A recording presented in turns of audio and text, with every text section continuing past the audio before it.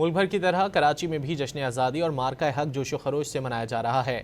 کچھ دیر پہلے مزار قائد پر گارڈز کی تبدیلی کی پروقار تقریب منعقد کی گئی، جس کے بعد شہریوں کی بڑی تعداد اس وقت وہاں موجود ہے۔ مزید جانیں گے ڈان نیوز کے نمائندے محمد بلال سے۔ بلال، بتائیے کیا صورتحال ہے؟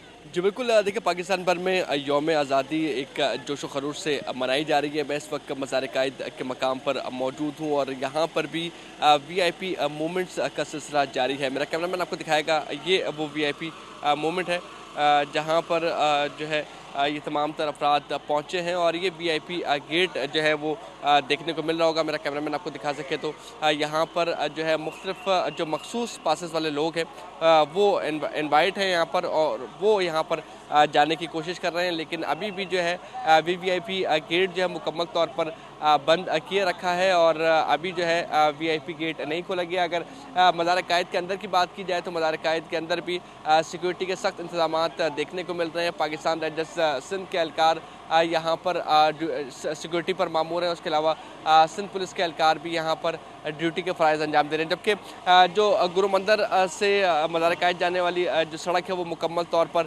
بند کی گئی ہے۔ وہاں پر جو ہے ٹریفک پولیس اہلکار تعینات کیے گئے ہیں اور جو ہے وی آئی پی مومنٹس میں گاڑیاں حصہ لے رہی ہیں وہی اس سڑک پر روکی جا رہی ہیں، اس کے علاوہ کوئی بھی گاڑی اس سڑک پر نہیں روکی جا رہی، جبکہ اوورال اگر چاروں طرف کی بات کی جائے تو سیکورٹی کے انتظامات جو ہے وہ انتہائی سخت دیکھنے کو مل رہے ہیں۔ پولیس رینجرز اس مقام پر موجود کی جو گیٹس ہیں وہ عام پبلک کے لیے نہیں کھولے گئے، عام پبلک کی ایک بڑی تعداد بھی یہاں پر دیکھنے کو مل رہی ہے، جبکہ جشن آزادی کے موقع پر گزشتہ رات جو ہوائی فائرنگ ہوئی ہے اس میں 3 افراد جاں بحق اور 82 افراد زخمی ہوئے ہیں، جنہیں طبی امداد کے لیے اسپتال منتقل کیا گیا ہے۔ پولیس حکام یہاں پر موجود ہیں اور پولیس کے اہلکار یہاں پر ڈیوٹی کے فرائض انجام دے رہے ہیں۔ جی